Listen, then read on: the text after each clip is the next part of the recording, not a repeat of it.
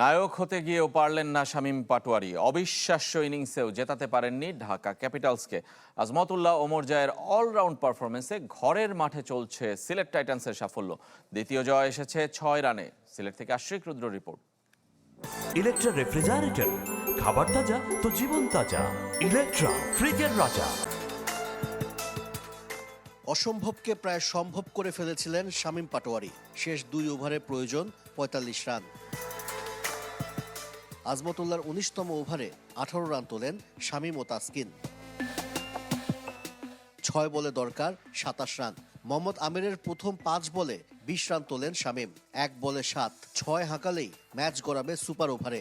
তবে মোহাম্মদ আমিরের ইয়র্কারে কিছুই করার নেই পাটোয়ারির। স্বপ্নভঙ্গের দীর্ঘশ্বাস ঢাকা ডাকআউটে। ঘরের মাঠে সিলেট পেয়ে গেল দ্বিতীয় জয়। নায়ক হতে না পারলেও বীরত্ব দেখিয়েছেন শামীম। ম্যাচ হেরে গেলে তো অবশ্যই আফসোসটা থাকে। সো আমি বিলিভ ছিল যে যতক্ষণ পর্যন্ত থাকবো আমি নিজের উপর বিশ্বাস ছিল। যদি কেউ একটু সাপোর্ট করতো ইজিলি, আমি মনে করি উইকেট অনেক ভালো ছিল, ইজিলি ম্যাচটা বের হয়ে যেত। 174 রানের বিশাল টার্গেটে ব্যর্থ ঢাকার বাকি ব্যাটাররা। শেষের মতো শুরুতেও দারুণ সুইংয়ের প্রথম আঘাত মোহাম্মদ আমিরের। ভয়ঙ্কর হবার আগেই উসমান খানকে বিদায় করেন বার্থডে বয় নাসুম। এরপর আজমতুল্লাহর জোড়া আঘাত। নাসির হোসেনও দায়িত্ব নিতে পারেননি।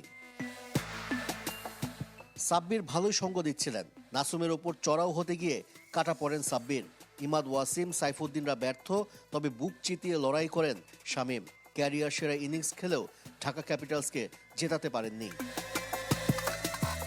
2 দিন বিরতির পর ফিরেছে বিপিএল, তাই দর্শকদের আগ্রহ ছিল তুঙ্গে।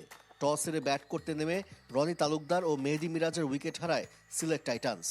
সাইম আইয়ুব চাপ সামলানোর চেষ্টা করলেও আক্রমণাত্মক পারভেজ ইমন। এ দুজনের বিদায়ের পর 22 গজে ঝড় তোলেন আজমতুল্লাহ ওমর জাই।